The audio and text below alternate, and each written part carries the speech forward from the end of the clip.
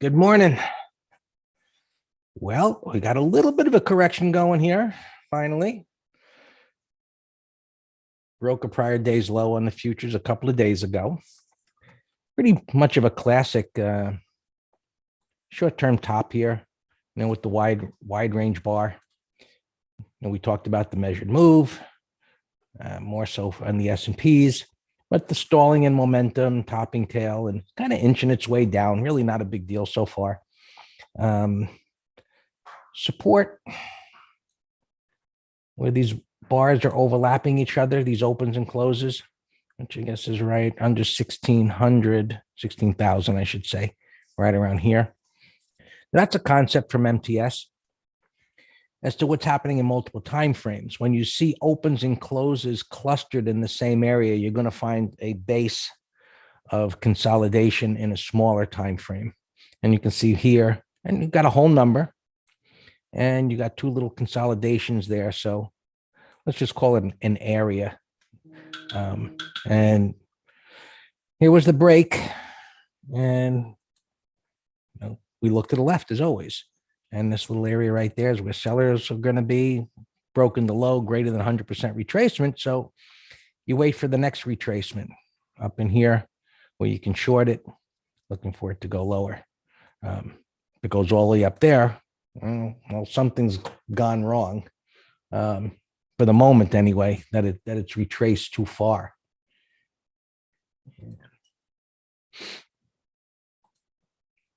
Let's take a look at S&Ps here. They're leading the way down. I saw NVIDIA was down a whole bunch and some other semis, which are extended. So they're coming in a bit. S&Ps, it's a little, I guess, less pronounced topping type of a pattern, coming down slower. But that's typically the way moves begin, and we don't know how far this will move. Meaning, how far might it come down? It would be easy to say, oh, maybe it comes down to the 20 MA. We don't really know. This is a pretty bullish move. We didn't get the really too much of a bearish event. What was it, 5% or so correction? It seemed like maybe it would have been more that September, October. It didn't happen. But these kind of moves, they may not pull back that far. We really don't know. We just have to really see how it evolves. Some type of correction bar or a 180 reversal could be something that creates support. We'll just have to see. We can obviously look at right there and 4,600, which should be at least for today. And if let's say it retrace that far, which would be quite a bit, to get that far today, just looking at where it is, where it's stalled and coming down from, that would be a lot. Tesla's still got a lot more to fall, possibly, John, gapping down. We covered the bear call spread yesterday when it dropped down to the 20 MA. So that was a nice trade for a couple of days. So we got support down there, similar situation, topping pattern, broke, sellers up here, and a little bit of support, as you can see, right in this area here, a little shelf there where it's stalled. We'll see what it does. Ultimately, I think getting down here would be a place where buyers from a higher time frame would be willing to step up. And if it was to move down that far over the next couple of days, the 20 MA would catch up and we'd have a moving average alignment with that. And so, we'll see. The weekly, clearly a very nice move. And any pullback, this would be a relatively shallow pullback on the weekly time frame. If we look at what we call minor support, I can drag this here. There we go. Down into this area, that would be more the norm with a move like that, which I guess has been around, I don't know, maybe that's 50%, give or take, if it would come under there. But let's see what happens when it gets to 4,600, that whole number, which for SPX today, there's premium at 4,600, which I look at SPX, I look for what I consider to be a no-brainer. Um, I don't think it's getting down there today. And even if it does, you got this support, you've got a whole number. So that's what I'm looking at on the downside. Now, you got to go to 47.10, which is just where there's some premium, but it's just too close for any comfort, especially in a strong uptrend. So it's kind of, is this on 24 hours? SPX doesn't move. I just see spiders here. Yeah, trending down on the 5. So maybe it drops.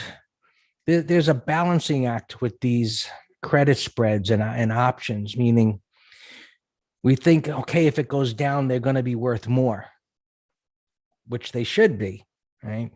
And you could sell them and gain more or go to even a lower strike. But depending on how quickly they move, they may get down there and still the premium evaporates because it just moves slow. So, you got to pick your point and kind of balance that as to, doing it early, knowing that the time decay is going to eat into those premiums. Hey, Fabio, Fabio's in YouTube there visiting with us. He does on many mornings.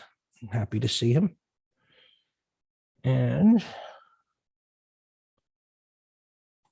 the Dow is holding up the best, right? The Dow was the big mess and led the way down. And then it started to lead the way up. And so that's just kind of chopping around here, holding up relatively well. So I was looking for some kind of corrective process because of the extent of the move. The move was bullish. And so it's normal for prices to correct a bit. Our internals, we talked about sentiment getting up here to a very extreme level.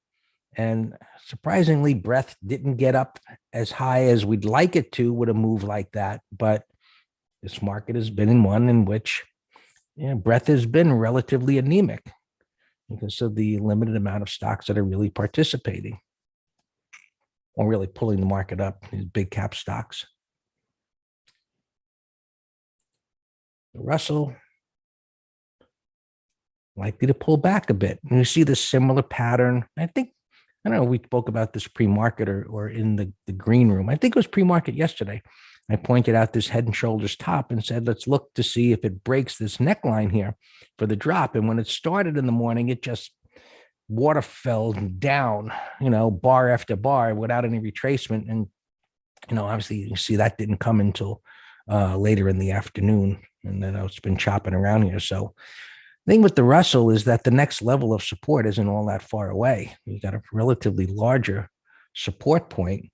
And I'm thinking that, the Qs will be the better place for intraday shorts since they've got this larger void. And, NVIDIA down, Tesla down. The 5-minute is relatively controlled with the move down. And so that got a little bit of an acceleration, but it's got room to move lower before it hits any significant support. And that 16,000 level. Silver up here a bit. Okay, it corrected a bit yesterday. I don't know if there was any news this morning. We got that. What time did that move? Around 8:30. Oh, CPI. Thank you, Dan. So a little inflation, like we don't know it. Anybody go buy gas lately? Knocking on the door, $5 a gallon by me. And this moron in the White House. Look, am I supposed to be respectful for the president of the United States? Well, sorry about that.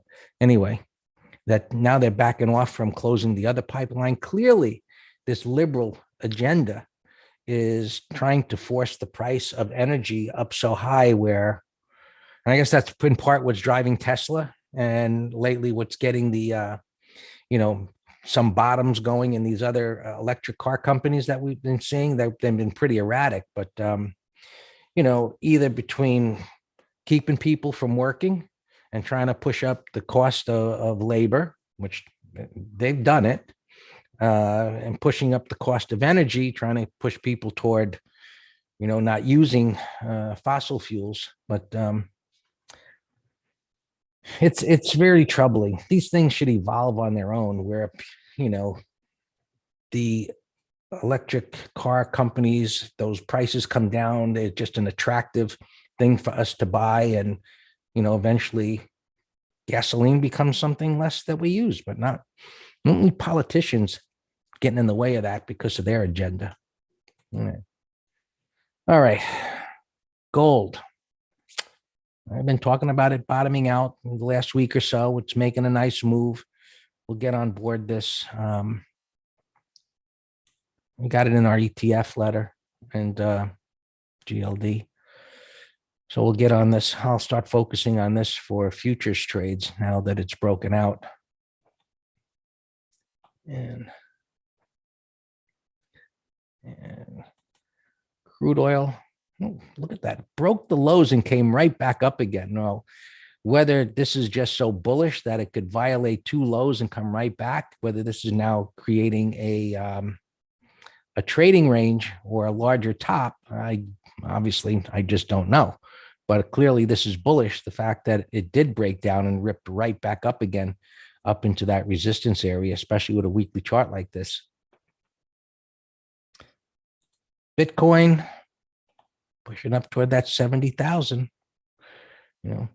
So, as active market participants, and we see things where people that are not so into the markets, but maybe that's not so much the case with these cryptocurrencies. But, my wife has a trainer that comes here that does stretching and training and this and that. And he's here the other day and he's talking, Greg, cryptocurrencies,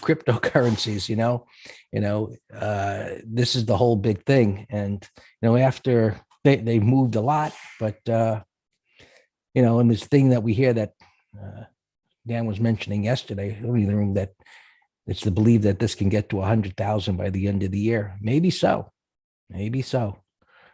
That's pretty far away. Yeah, it's corrected a bit though, Ken, I mean, this was a nice move. Look, we use moving averages as what we call a visual aid. So while we look at the 5-minute chart and say, yeah, that's nosebleed far so fast, but the daily chart doesn't look like that, and neither does the weekly. So the moving averages were tight here. So that corrected for quite a while before it started this move.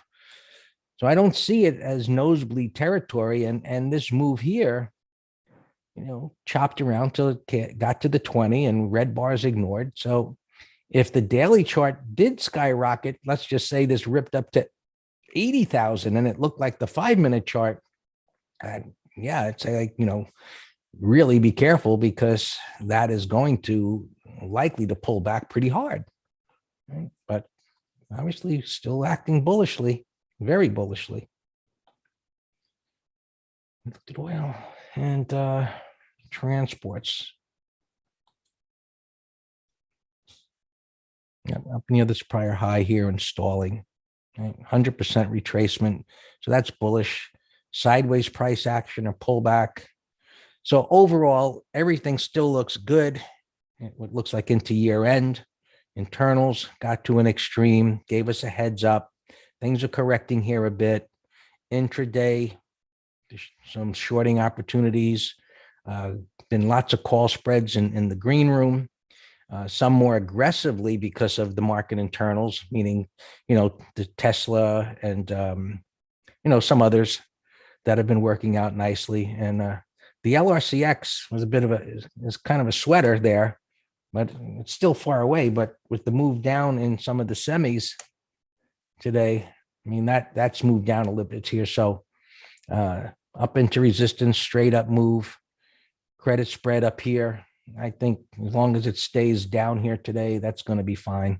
So, all yours, Dan.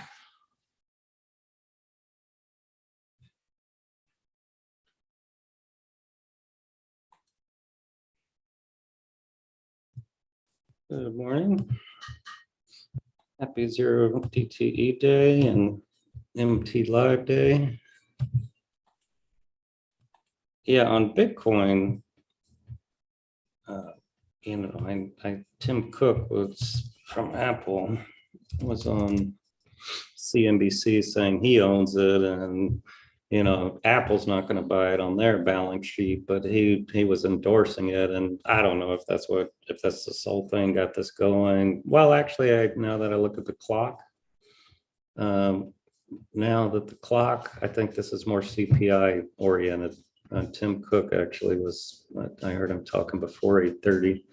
So, millennials love this thing, and the media is pumping into their head inflation hedge, and there you have it. We got CPI at 30-year highs, and Fed keeps having an ostrich approach, saying inflation, don't worry about it. Ken Langone, who I respect greatly, successful businessman. I think he's the Home Depot, or his big real estate mogul too. He was saying the Fed is off their rockers also about inflation. And I think the only person that I see supporting the Fed is friggin' Jim Cramer. Cramer loves the Fed governor, Powell. I don't know why he just loves him. I surely don't. I've been bashing the Fed since like February that we don't need this stimulus. All right, so yeah, we have a bunch of call spreads. Home Depot, sweat it a little bit. We got NVIDIA, AMD, the other one Greg mentioned. So these all look good. I've been taking stops, and we said yesterday SMH is under prior bars low. So we'll do that today for a call spread. Facebook here, I read an article on the cover of the Journal, and I don't know if this is the sole reason it's down. You never know. You read one bit of news and something's down, and it's impossible to know what percent of a move is allocated to the news, to earnings, to overall market news, but Facebook says they're now restricting some targeted advertising. So of course the common sense reaction to that is it's going to hurt them because that's less valuable to the advertisers. Oh, cars, another one we did yesterday. I see that. That's a nasty 15-minute downtrend. We did a call spread there. And just so you know, pre-market here, since I'm so busy, I'm not going to answer questions unless it's an emergency, but Greg will be free to type answers, and just so I can get through these things.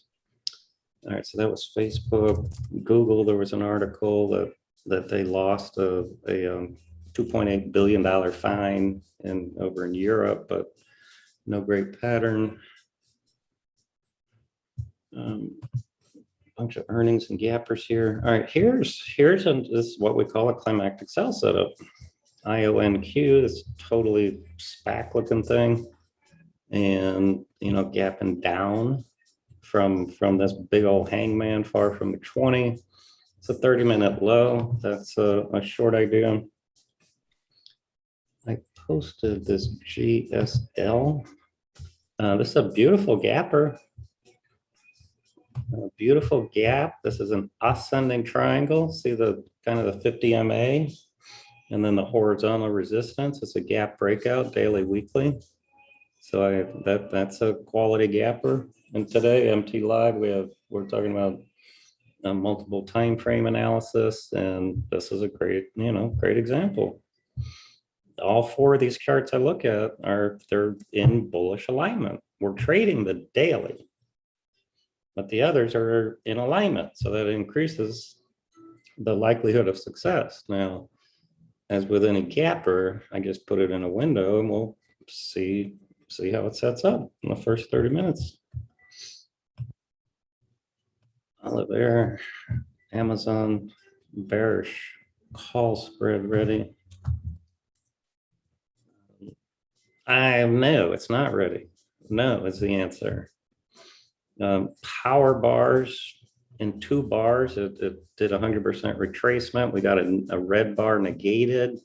We have a range expansion, real body closing breakout. No, I would not I would not, that is not ready. Compare it to our other Home Depot and so on and so forth. No, this scares me.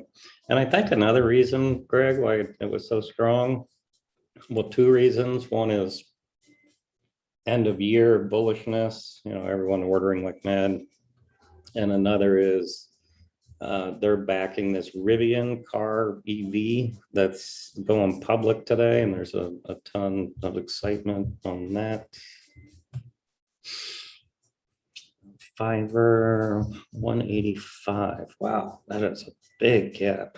I don't know what to do with it, but that's a big gap. We'll come.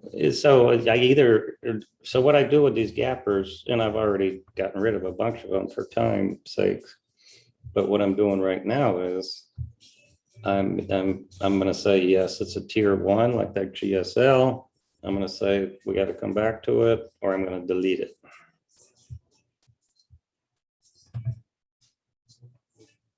All right, this is a nasty downtrend, gapping down. It's a big gap, $24, kind of in the middle of no man's land. I don't know what to do with it. We'll come back. That's the GSL. Mike Lima, here you go. Now this is a huge double bottom, huge, measuring from September high. There's my pivot. Here's my retest. I got two breakdown failures. Now it's gapping up. It's way off the pre-market high, but that's a tier one gapper right there. So I got two so far, GSL and this. Put them in a window and we'll see what they do. This is a bullish gap. It's an ADR. I don't like this because of the overnight gaps. This SOPA recent IPO yesterday. We'll keep an eye on it. Pub M. Oh, and I also, let me give you this list. I did this pre-market also.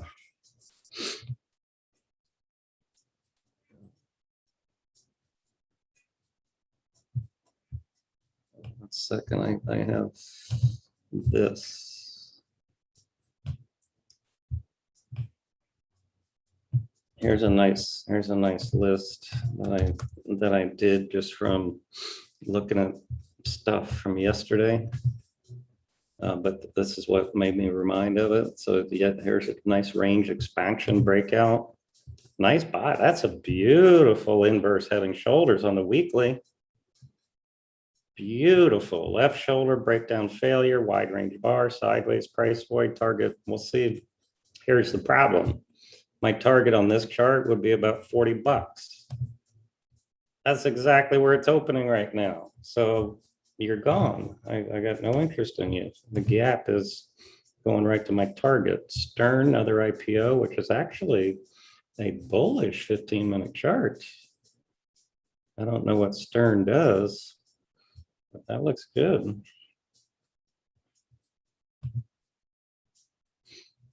Yeah, just so you all know, I'm not going to answer. Greg can type to you all if he wants to. Let's see, this had a big gap. It's way off the pre-market high, and there's no pattern. Ring 300. Wow. That is just amazing gap. Look at that gap on the weekly. There's no pattern. So it's just too far away from being a pattern unless you get a day trade set up. 2730, small gap here in a downtrend. TWOW, that's a Chinese stock, no interest. Gap in a 159. Bearish gap will come back.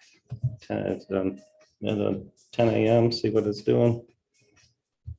Tossed, recent IPO. This would have been a nice pattern over yesterday's high.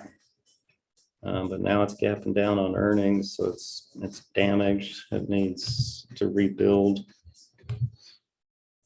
Sale, beautiful gap breakout, but it's too big. It's gapping way the heck up there. So I got no interest on that.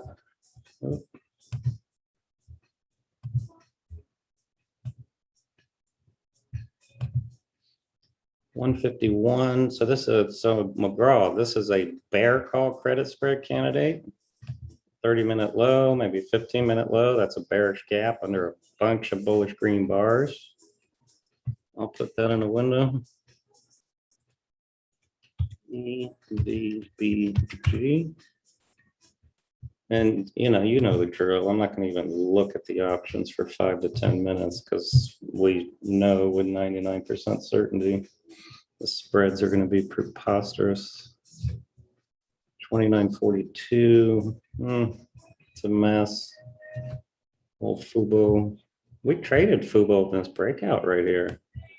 We had a beautiful 2-3 day swing trade right there. Coher. Now, it already broke out in its bullish price action.